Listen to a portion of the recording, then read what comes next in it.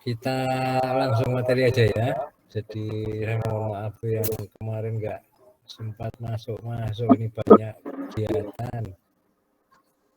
Jadi di awal bulan gini biasanya memang dosen-dosen ditawarin untuk penelitian begitu. Jadi banyak arah kemana penelitiannya itu banyak sekali masukan begitu. Jadi ya gitulah. Ini ya saya share screen. Jadi materi workshop instrumentasi digital saya masih di konverternya, di analog to digitalnya. Jadi kalau teman-teman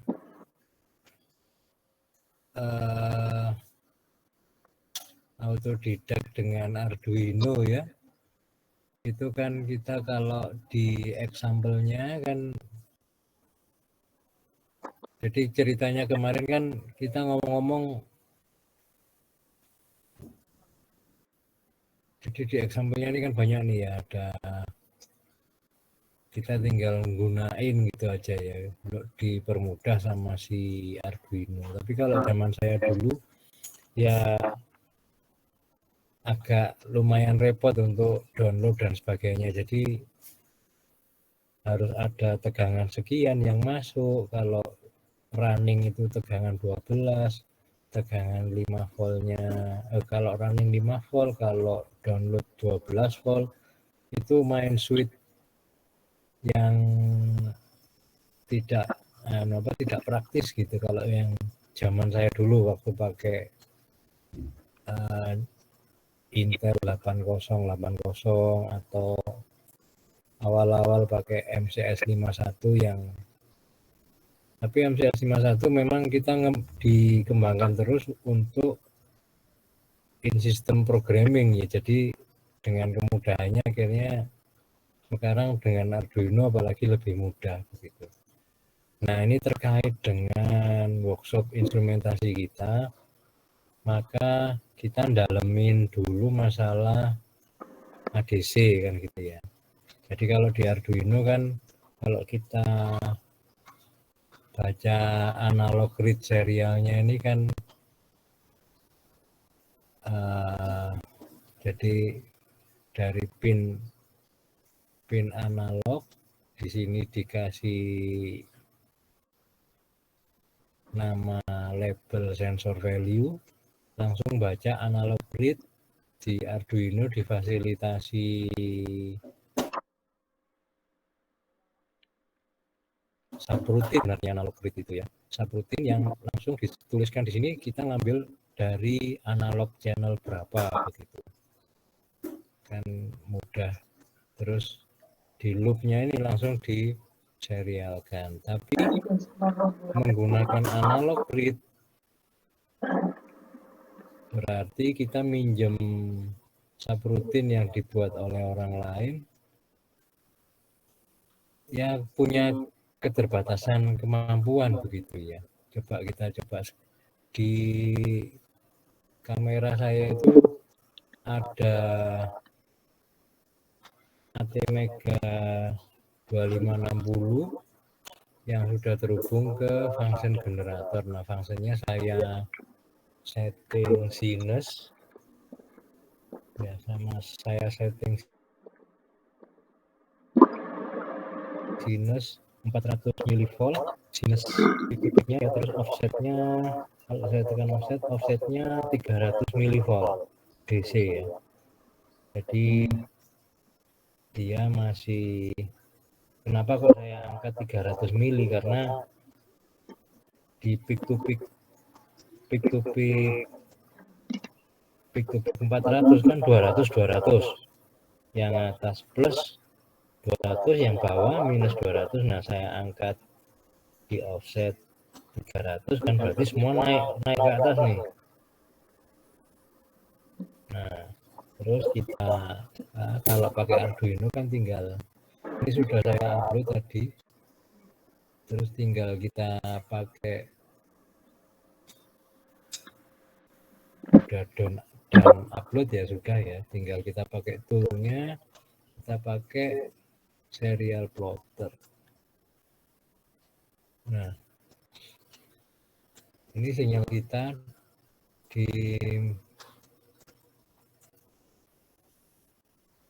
jadi dia dinaikkan di 300 mili, paruhnya dari ini, tapi nilainya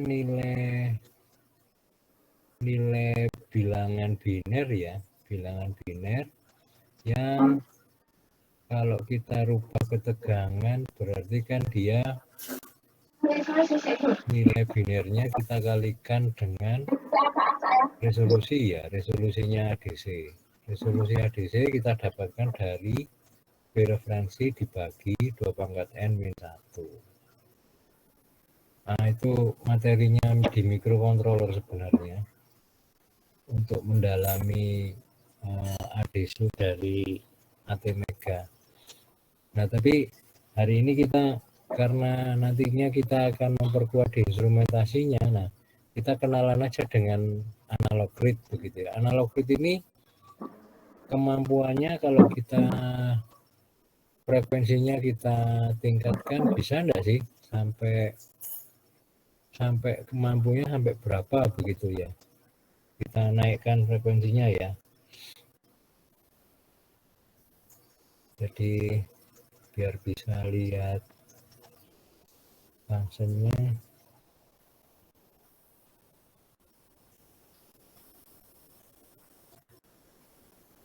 5 Hz.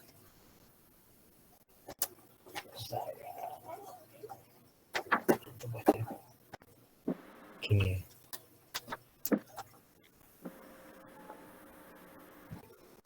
5 Hz-nya saya naikkan nih.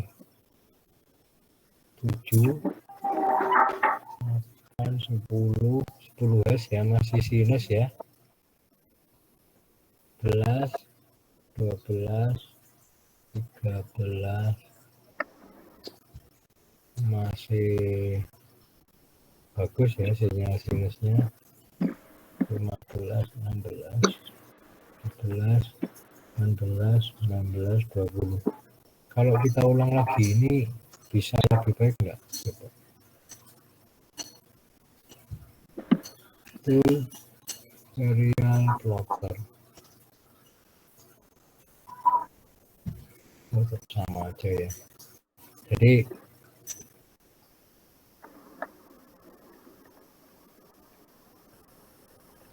di program dimunculkan serial plotter, dia tentu saja bermain skala. Di skala time dan skala binary yang muncul kan ya pengaturannya dari softwarenya Arduino ya. Coba kita naikkan lagi.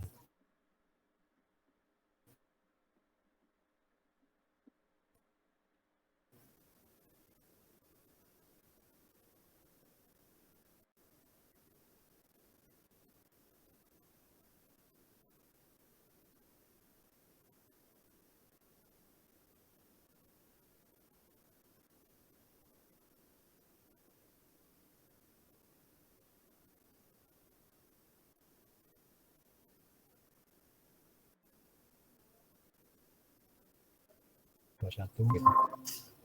31 32 33.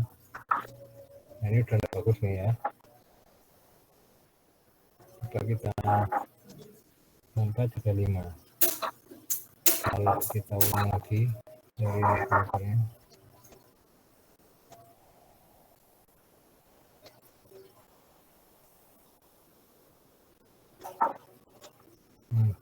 Sama juga.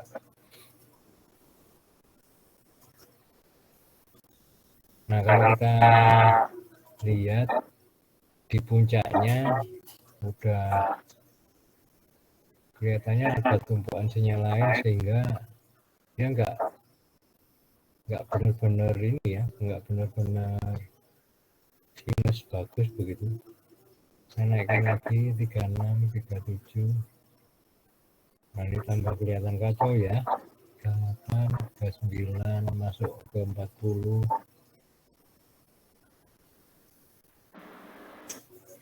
Di 42 ya. 42. Ya.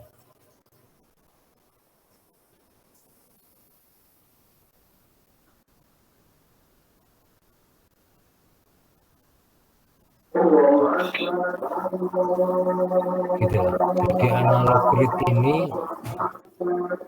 kalau kita paksakan untuk frekuensi di atas 30 Hz sudah kelihatannya 30 Hz ya, belum sampai 100 ya.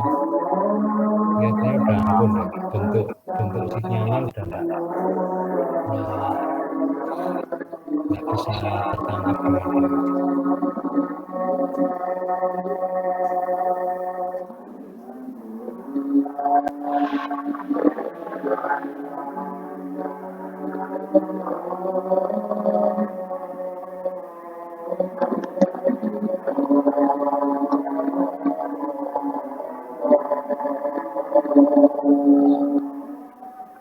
Gitu kira-kira itu.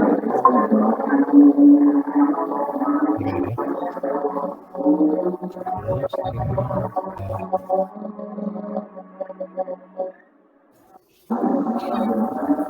5, 200 ya. Saya upload dulu.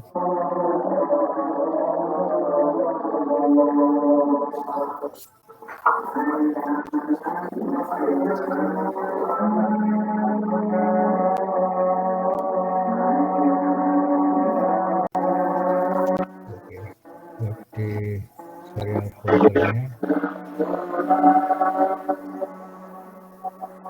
14.5.200. Ini ternyata memang sinyalnya udah tidak sinus bagus lagi.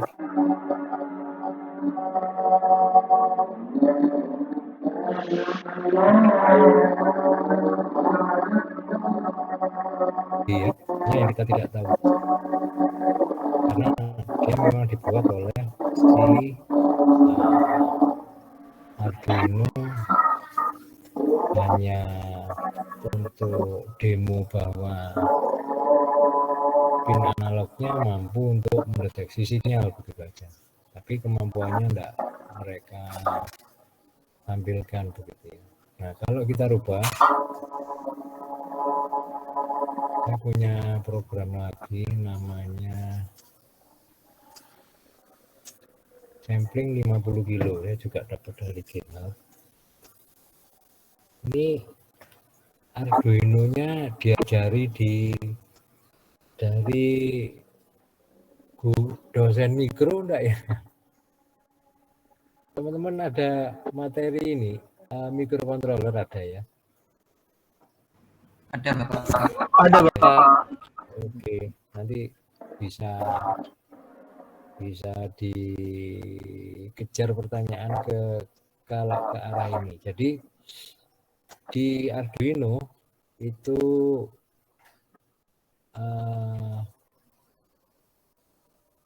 kita bisa mengambil value result yang diserialkan, ya kan? Result ini kan label aja kan ya, label yang diindeks I. Nah, indeksnya itu dia result ini diindeks sampai ke posisi maksimum result. Maksimum resultnya sampai 2000 di sini. Jadi result ini disimpan di volatile memory. Volatile memory berarti RAM ya, disimpan di RAM-nya dia ya. Nah, dia menggunakan interrupt subroutine. Jadi ADC-nya diambil datanya ketika ADC interrupt subroutine-nya ini mengambil data ADC, interrupt subroutine-nya ini punyanya timer, ya. Timernya itu timer 1. Nah, ini timer 1 ini dia disetting mempunyai sampling frekuensi 50 kilo. 50 kilo kalau kita jadikan time 20 mikrosecond, ya kan. Nah, untuk setting 20 mikrosecond di sini dipakai value di UCR 1A 1B-nya 39. 39 ini kalau dihitung jumlahnya kan dari 0 sampai 39 kan ada 40 ya. Jadi ada 40 hitungan. Nah, yang di 40 hitungan ini satu kali clock hitung itu dia pakai jadi pakai clocknya dia pakai 4 jadi pakai 8 lalu di prescaler begitu ya, di prescaler sehingga jadi setengah. Kemudian jadi ini harus buka datasheetnya si mikro lagi sebenarnya untuk mempelajari si interrupt timer begitu ya. Saya tadi nyari-nyari PPT-nya kok enggak ketemu, mungkin langsung ke internet saja nyari ya apa sih kerjanya interrupt timer begitu. Jadi yang disetting TCR1B,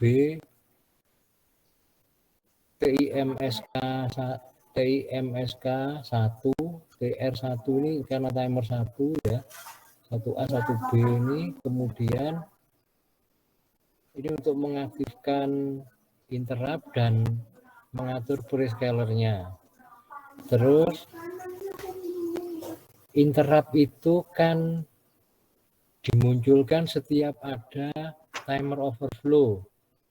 Timer overflow itu setelah hitungan value yang ada di sini 39 tadi kembali ke 0. Jadi ada decrement value 39, 38, 37, 36 sampai 0. Berarti ada 40 hitungan. 40 hitungan yang dihitung di situ setengah mikrosecond dikali 40 jadi 20 mikrosecond. Nah, ketika 20 mikrosecond terjadi, terjadilah interrupt dan si programnya masuk ke subroutine interrupt. Subroutine interrupt di sini mengambil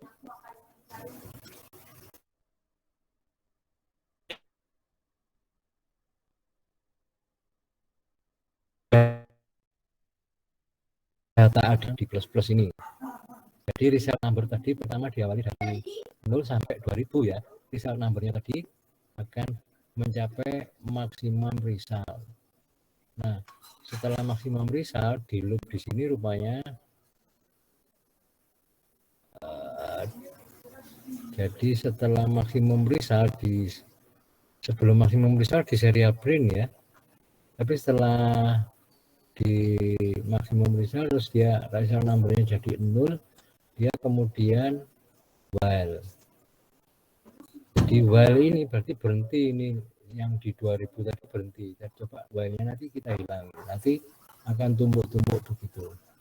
Kita coba ya hasilnya ya. Upload.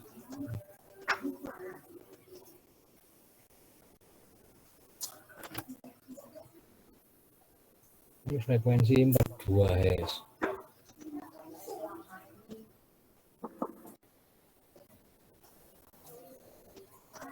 Sudah. Sekarang kita serial plot.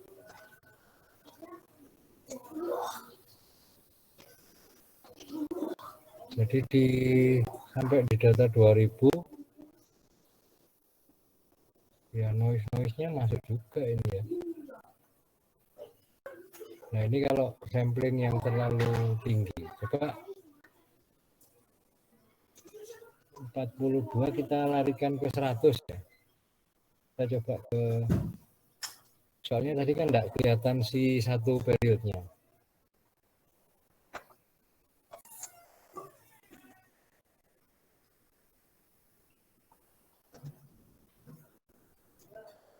Kalau 100 Hz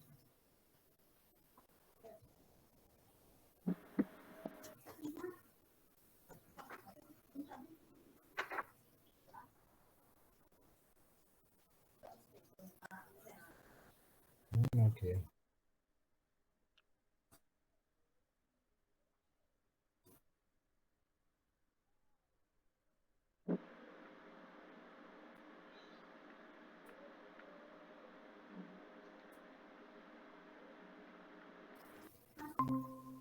Itu dulu ya. Surat 42 enggak kelihatan ya.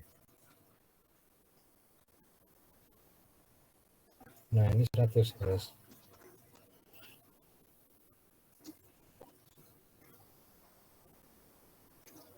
Noise sampai noise-nya kerekam ya 100 Hz. Kalau kita naikkan lagi ke 200 Hz. Enggak kelihatan ininya.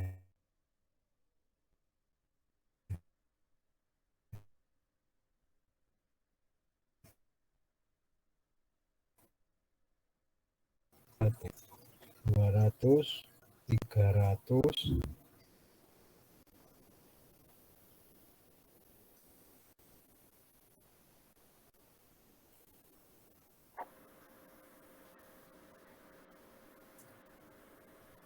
noise-nya ikut kerekam ya.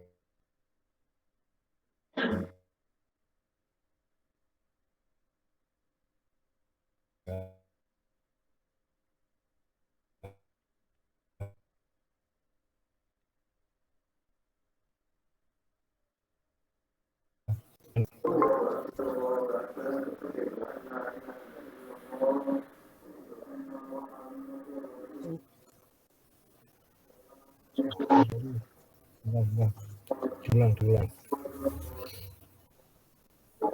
Bagus sinyalnya ya.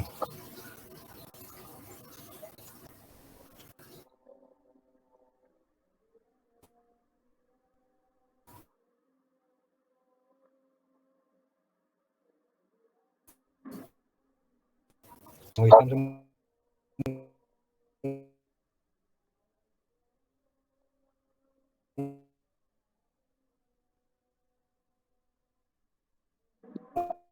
begitu. Di rumah saya enggak seberapa bagus seperti di kampus ya. Nah itu menyebabkan sinyal noise ikut masuk. Jadi kalau percobaan memang bagus di kampus karena kita difasilitasi dengan grounding yang cukup baik.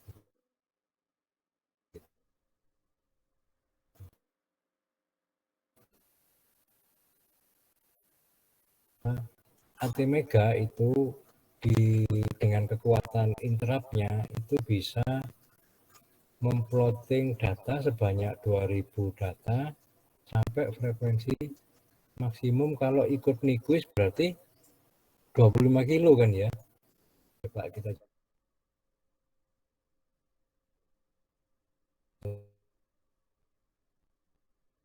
coba.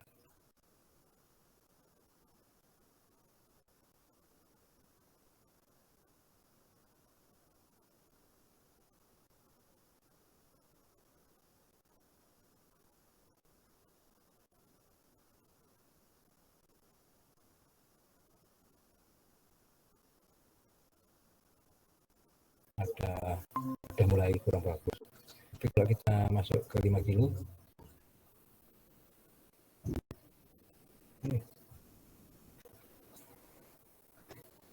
berarti 50 kilo tadi ya.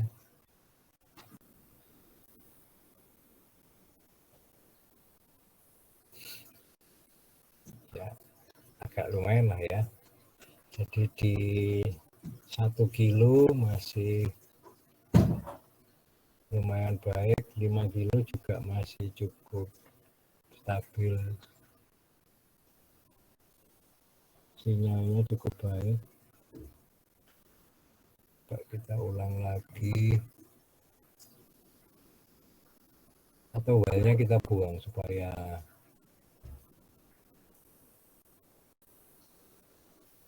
wire-nya coba kita lari terus dia.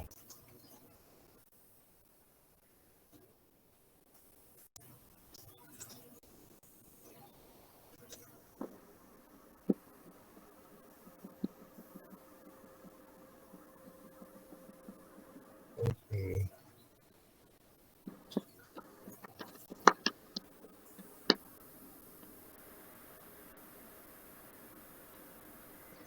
Ini bisa sambil atur 4 kilo, 3 kilo,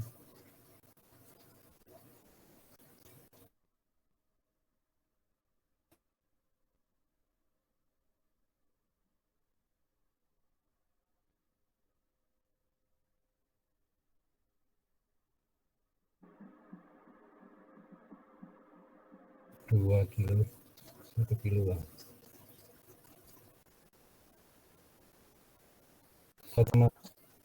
Di lapangan harus ketemu dengan sinyal yang berfrekuensi lebih dari 100 Hz, asalkan tidak melebihi dari 20 kilo aja, pakai sistem ADC menggunakan interrupt timer masih mencukupi begitu ya. Jadi memang fungsinya agak kurang baik.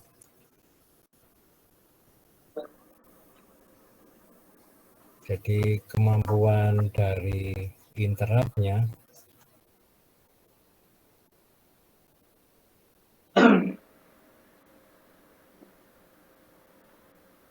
itu akhirnya bisa menjadi revenue, gitu ya. Nah, nanti tugasnya teman-teman coba mendalami program ini. Apa sih TCR 1A 1B lalu OCR 1A 1B itu ya.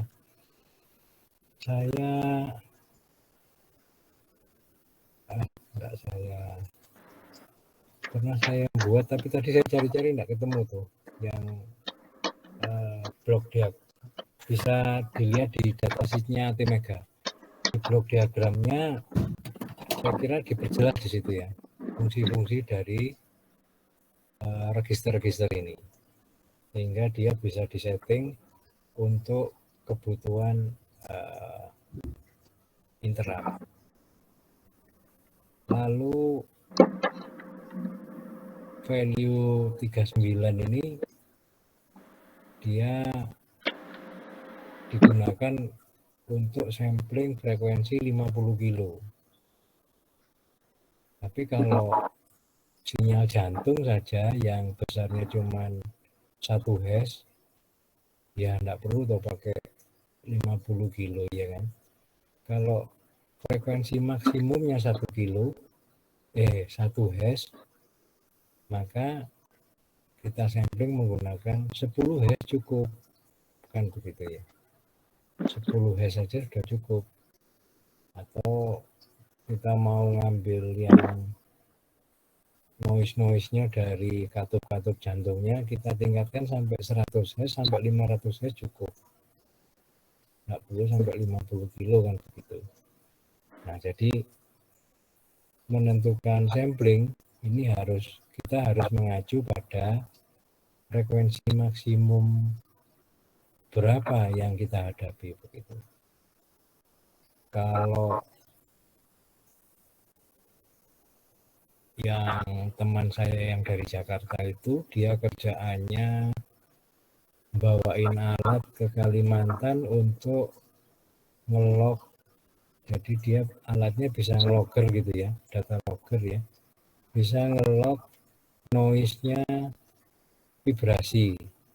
Nah, kalau vibrasi motor yang harus diambil datanya, maka dia menggunakan sensor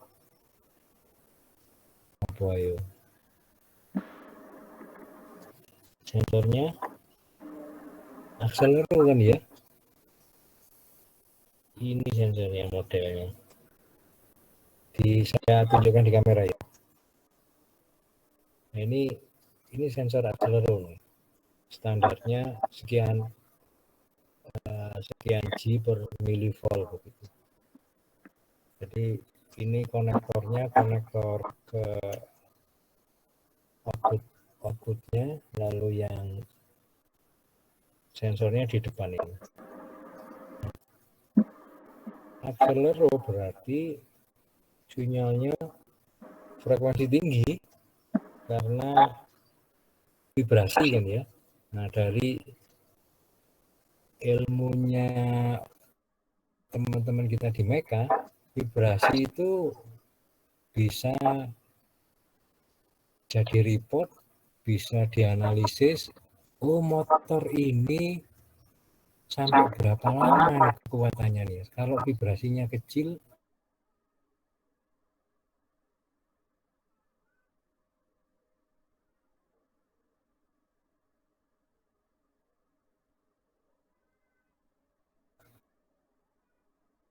si vibrasi sampai keluar analisa kekuatan motor ini sampai berapa tahun. Nah, itu dipegang oleh teman-teman kita di Meka.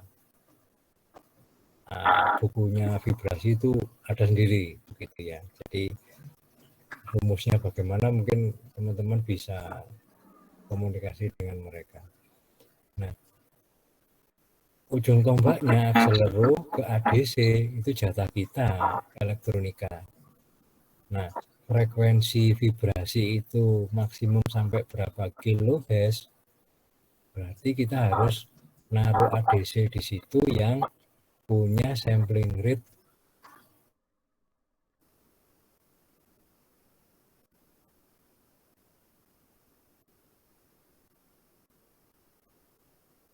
mencukupi. Lari ke medik sinyal jantung cuma frekuensi rendah 1 Hz untuk jantung ya. Tapi kalau suaranya sound hard sound ya, hard sound S1, S2, S3. Jadi S1 itu satu kelompok sound ketika katup jantung buka nutup itu. S2 itu juga katup, S3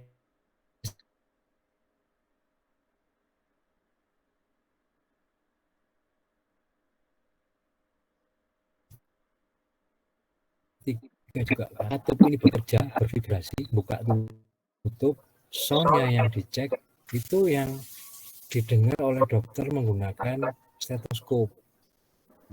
Nah, berarti stetoskop tadi kalau kita instrumentasikan ya, berarti stetoskop tadi dia itu membran yang ketika ditempelkan ke dadanya subjek, membran ini mengeluarkan getaran. Getaran ini jadi sound kedengaran di telinganya dokter. Duk duk duk duk duk duk. Nah, itu dari stetoskop. Nah, itu yang dijadikan analisa, oh jantungnya normal atau tidak. Nah, suara jantung duk-duk tadi ternyata frekuensi sound. Sound berarti frekuensi ini piro ya? Sound. Ya ke audio system itu. Kan sound itu ring ya, frekuensinya dari bass sampai treble ya. Jadi ada kemungkinan dia 20 Hz sampai 20 kHz. Nah, ngomong 20 kilo ini berarti frekuensi tinggi kan ya. Berarti ADC apa yang mampu untuk deteksi frekuensi sampai segitu? PR kita lagi, elektronika lagi. Jerman mengeluarkan stetoskop digital yang harganya 7 jutaan yang dijual di pasaran. Stetoskop digital, jadi dia duduknya yang didengar di telinga dokter tadi bisa diakuisisi, bisa direkam, akhirnya bisa menyumbang data ke anak-anak S2 medik untuk lulus gara-gara cuman bisa merekam audio dari jantung. Mau jadi ujung tombaknya kita semua ini jalan ceritanya si SIG-nya sampai bisa jadi informasi begitu loh ya. Nah, ini ceritanya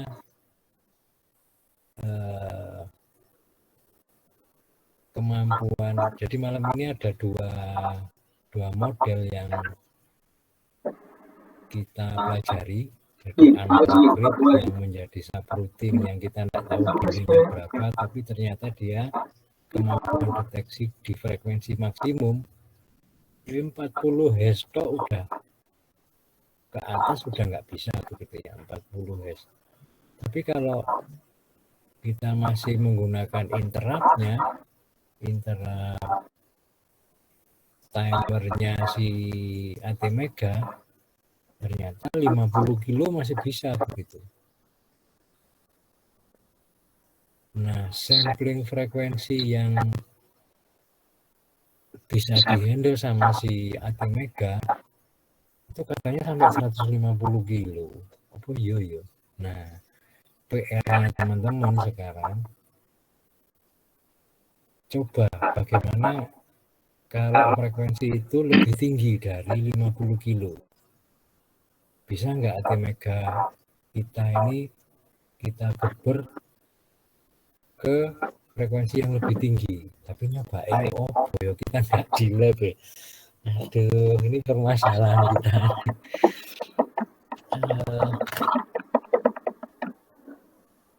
Nyobanya ini yang agak repot. Kalau Arduino-nya mungkin teman-teman punya ya. Lalu diploter kan bisa ya. Sementara osiloskop nggak ada. Diploter kan bisa. Nah sekarang kalau misalnya dia hitung-hitungan 0 sampai 3940 ini dia dapat 20 mikrosecond. Bagaimana kalau 1 mikrosecond? 1 mikrosecond lah. Berarti samplingnya 1 mega lah. 1 megahertz.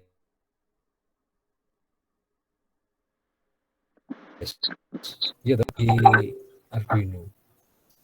Wah ini tantangan untuk kita nih ya. Jadi ini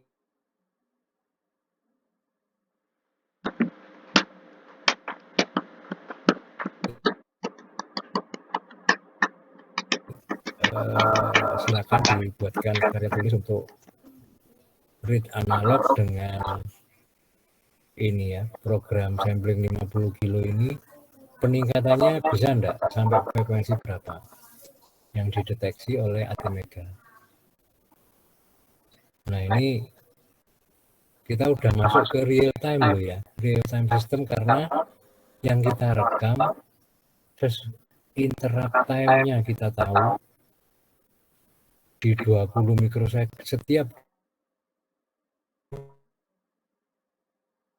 20 mikrosecond sama 2000 data 2000 ini real time, real betul-betul data yang diambil menggunakan interrupt time. Jadi datanya nggak ono sing hilang begitu ya. Noise juga masuk begitu ya. Nah, tinggal online sistemnya nanti satu adisi lagi yang saya kenalkan untuk ke online. Kita butuh satu fitur lagi, bukan interrupt.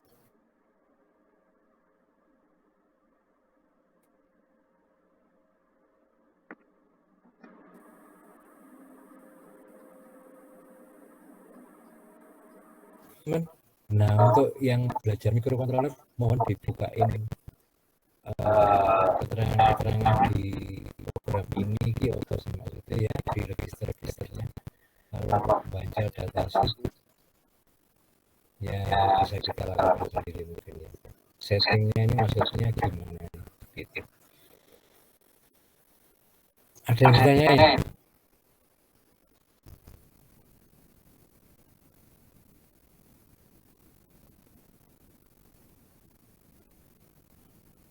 Saya masalah tempat satu ini itu kenapa kok yang awal itu dinolkan, kemudian yang kedua itu baru diberi nilai pressure sebanyak sebesar 8. Kenapa kok tidak langsung dikasih nilai pressure 8 untuk yang TCCR 1B? TCCR 1B itu ya. Iya, Pak. Jadi rupanya dia di awal melakukan semacam di riset dulu begitu Mas, sebelum di setting, mungkin lebih meyakinkan bit yang di setting sama dia begitu mungkin ya. Jadi modelnya dinolkan dulu, setelah itu di setting di bit CS 11 dengan WGM 12. Itu sebenarnya memang men-setting mode dari timer kan gitu ya.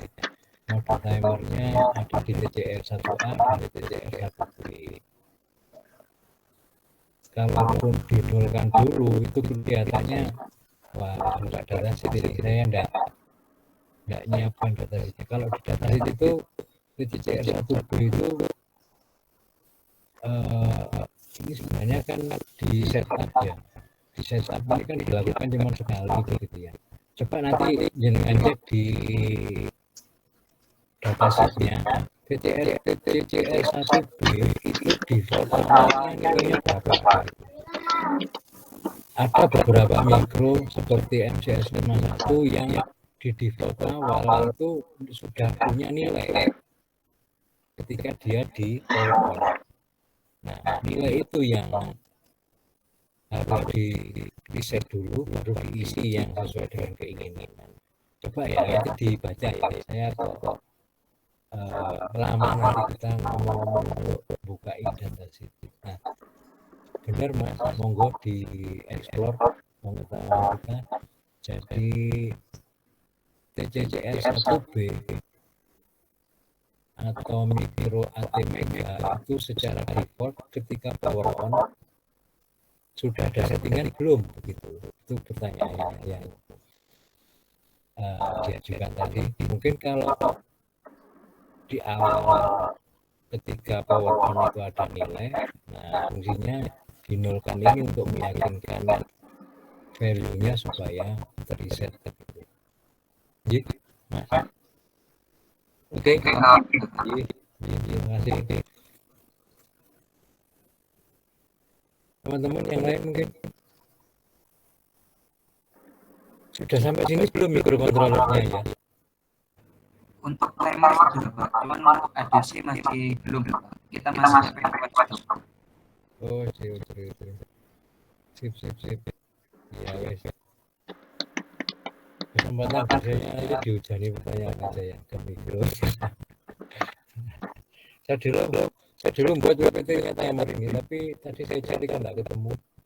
Karena timer itu banyak settingnya begitu ya. Untuk ilustrasi termudah untuk kita yang di elektronika, timer itu posisi jam tangan kan gitu kan ya. Bukan, tapi modelnya kayak di digital kalau kita belajar counter kan begitu ya. Kalau counter ini dimasuki clock, value-nya kan berubah. Jadi dia disiapin sebuah value, jadi 39 ini value, dimasukin clock, dia dikremen begitu. Dimasukin clock, dikremen, tapi settingnya kan banyak. Ya di clocknya dipakai prescaler, dia mode timernya, dia mode timer berapa, terus di ketika dia digunakan untuk interrupt berarti dimanfaatkan posisi overflow itu ketika value menjadi 0. Jadi 39, 38, 37, 36 kan begitu ya. Berkurang ini kan jadi 0. Nah, ketika menjadi 0 tadi overflow masuk ke vektor address interrupt. Seru kalau kita belajar komponen di elektronika ini banyak yang harus dia. Triknya cukup lumayan. Itu nggih. Mungkin untuk modul dan programnya itu mungkin nanti bisa di-upload di materi etol, Bapak.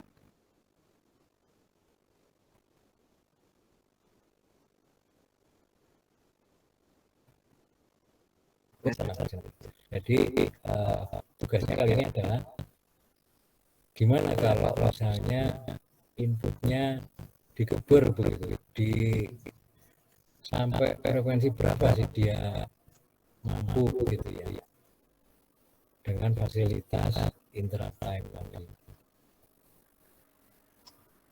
Tapi kalau pakai analog grid jelas tadi kita buktikan sendiri, kalau analog grid satu set saja enggak sampai, rusak, sinyalnya udah rusak karena analog grid sendiri di dalamnya ada delay sebenarnya. Tapi kalau diterapkan ya ngitungnya by clock begitu, dengan clocknya sendiri, jadi betul-betul delay gitu ya. Ada yang lain?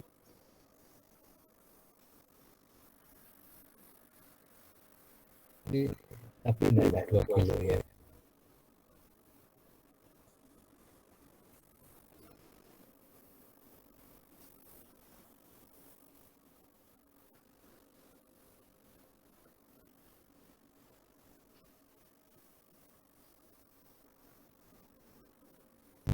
Noise-nya ke detect ya.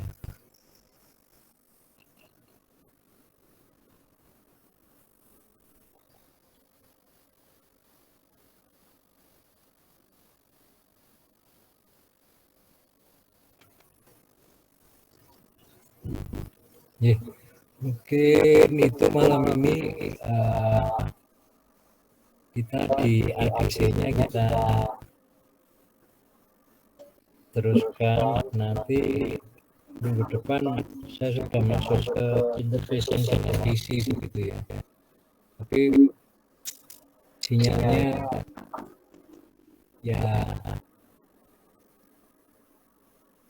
teman-teman mungkin kalau kita belum bisa masuk lab, tidak bisa main function, mungkin akal-akal pakai function apa begitu. Beli IC 555 kira-kira 1.500 atau 2.000 gitu. Nah itu bisa dijadikan sinyal kotak, lalu jadi ada, kalau 555 itu kan ada time high dengan time low-nya, itu bisa dihitung dari pengisian dan pengosongan kapasitor itu kan ya. Nah coba belajar IC 555. Kalau misalnya kita memang bisa masuk ke lab workshop kita ya